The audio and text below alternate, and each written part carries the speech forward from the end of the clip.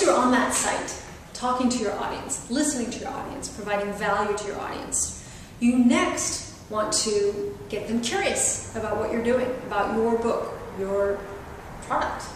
I was about to say your service, because sometimes people who are writing how-to books are also creating services connected to them. And for fiction authors, it's going to be for your book, and not just this book, but the future books, and the next books, and the next books after that. Because what do we ultimately want? We want raving fans. Raving fans. That's what I want. All right, so we want to generate curiosity. We want to get people curious about us, because generating curiosity is the first step to sales. And ultimately, what we're doing as authors is we want people to buy our books. So people think that it's just marketing. That marketing is sort of this nebulous thing up there. But really, I think, for authors, marketing is the first step to sales. And the first step is curiosity, generating curiosity. So how do we do that? Well, I'm sure there's many ways, but I'm going to teach you one way. Okay? And the way I know how, it's really designed to get people really keyed in exactly to what you're writing. Exactly. All right. And some of this we've covered before. So you need to all know your genre, and we've covered that. You need to all know your audience, and we've covered that.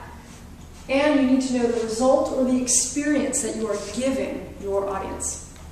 What we haven't covered is this second part here called action. And I explain it like this. When you're a writer, you are giving something to cause something to happen. And some writers, they inspire. And some writers, they empower. And some writers, they intrigue. Or some writers want to make uncomfortable their reader. Or some writers want to create escapism. Or some writers want to enlighten or educate or clarify. So that's the action you put here. Only one verb. So in my fiction, I write young adult fantasy. That's my genre. That empowers teen girls.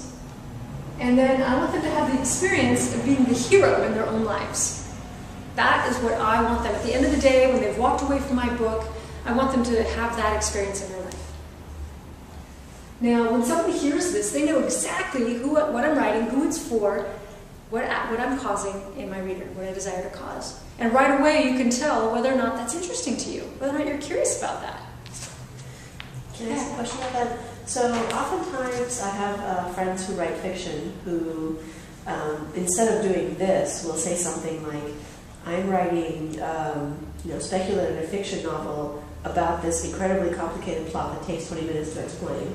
Yeah, they need to learn this. Yes. They need to learn this.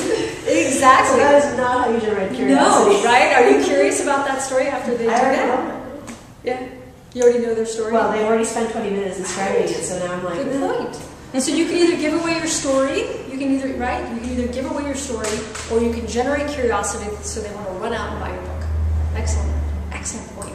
I'm going to give that story. And I've been in situations where you say, oh, what's your book about? And they go on and on and on, and you're ready to walk away. You're like, I am so bored. I like you, but I am bored. They did not generate the curiosity. They create the opposite effect. And so often we as writers, we don't know the effect we're having on the audience. This will create generosity and curiosity. Yeah. Did you? Well, I remember I actually did that once too. Fortunately, it was to someone I didn't like that much. But yeah, I thought it was riveting, and he. Actually, when I reflect on it, he didn't seem to think so at all. So we all may have had that experience of boring to tears the person we were telling our long and involved plot that we cared a lot about, but they don't. And you guys were giving it away. Stop giving it away. Stop giving away your story, and get them curious so they'll go buy the book. Isn't that what we want? Yeah. So another example is, Ezra writes suspense novels. So that's his genre. Suspense novels that thrill adults. Ooh, they're going to be thrilled. And they're adults that are interested in Jewish themes. So he qualified his audience, which you can do. And he wants to challenge their personal relationship to Judaism. Yeah, he's nodding. It's very important to him.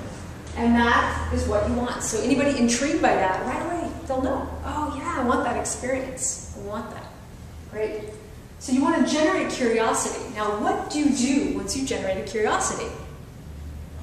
Go to Amazon, go to my website, go to my blog, read an excerpt. And that is called, number 6, a call to action.